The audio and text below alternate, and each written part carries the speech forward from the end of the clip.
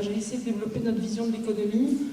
C'est peut-être ce qui peut nous différencier entre les différentes listes qui, du coup, on l'a vu, s'intéressent toutes à l'écologie politique.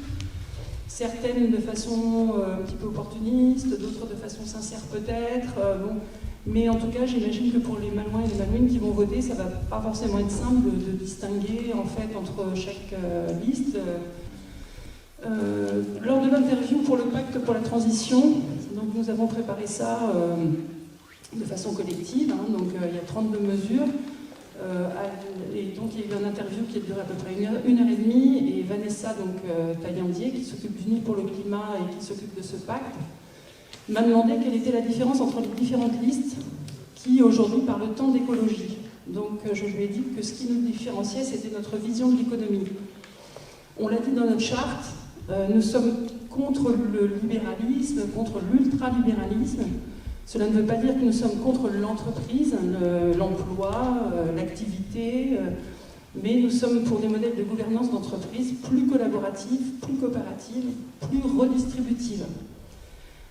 Il faut desserrer les taux qui pèsent sur les salariés. C'est vrai que le SMIC n'augmente pas et les charges augmentent, elles. Du coup, c'est compliqué. Nous sommes opposés à la financiarisation de l'économie, cette économie virtuelle qui prédate l'économie réelle. Cette économie spéculative qui se nourrit de la dette et qui est dérégulée, voire toxique, et qui met en danger l'équilibre financier de notre pays.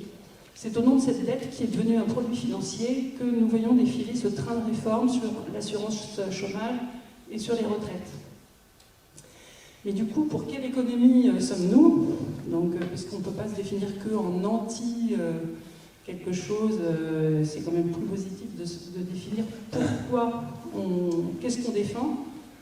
Nous sommes pour une économie post-carbone, post-croissance, qui intègre dans ses paramètres la notion d'impact environnemental et social, qui met l'humain au centre de l'économie. Pour une économie également moins extractive, moins productiviste, qui extrait moins les énergies fossiles, par exemple. Je crois que c'était le 7 mars, le jour de dépassement de notre crédit carbone pour 2020. Nous avons une dette écologique à partir du 8 mars. Donc tout ce que nous émettons comme carbone aujourd'hui, voilà, on est au-delà de ce qu'on est censé faire. C'est les climatologues qui nous le disent, de laisser la totalité des énergies fossiles là où elles sont, si on veut restocker du carbone et arrêter donc le réchauffement climatique, ou tout du moins le freiner, le ralentir. Moins de voitures, moins de carbone, c'est dans notre programme.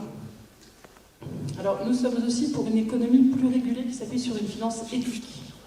Nous sommes contre l'évasion fiscale et la fraude fiscale. Du coup, pour revenir à Saint-Malo dans le cadre de ces municipales, comment tout ça se traduit dans notre programme. Donc dans cette liste, on veut créer un pôle économique qui s'appuie sur 3 pieds. L'administration générale et les finances publiques, donc tout le lien avec les agents de la mairie. Donc on est employeur, quand on est maire, on est du coup employeur de à peu près 360 agents. Donc c'est quand même une responsabilité. Nous, ce que nous souhaitons, c'est être un employeur exemplaire qui inclut les personnes handicapées. On en a parlé récemment avec Sylvie, qui résorbe la précarité, notamment dans le service d'aide à domicile pour les personnes âgées. Le deuxième pied, c'est l'économie sociale et solidaire. Donc, nous avons un projet de rénovation de la Briantais qui serait un lieu pour accueillir donc, toutes les associations du champ de l'économie sociale et solidaire, mais également la culture, l'éducation et l'écologie. Donc, remettre de l'humain au cœur de l'économie, un socle social qui réponde aux urgences climatiques et sociales. Et puis le troisième pied, c'est pour ça qu'hier je parlais d'aller de l'avant, parce qu'il y a plein de solutions. Donc dans le développement économique, on peut aller vers la mutation et l'innovation. Donc mutation, c'est arrêter de produire des engrais chimiques, par exemple, qui polluent l'air, qui polluent les sols, qui polluent l'eau. Dans l'innovation, on peut s'appuyer sur les lycées, l'IUT, l'Hydro, enfin tout ce campus qui est en train d'évoluer pour soutenir des filières innovantes, créatrices d'emplois dans les secteurs de la transition, par exemple les bateaux à hydrogène, les bateaux solaires, l'éolien offshore, les biotechnologies, Bref, les solutions, là je commence la liste, mais les solutions sont multiples. Pour finir, donc, la mairie et l'aglo ont signé une convention qui permet de recevoir des dotations. Ça s'appelle donc Territoire à énergie positive pour la croissance verte. C'était en 2016, les engagements portaient sur moderniser l'éclairage public, plan vélo en réflexion, mesure de la qualité de l'air et gestion différenciée des espaces verts.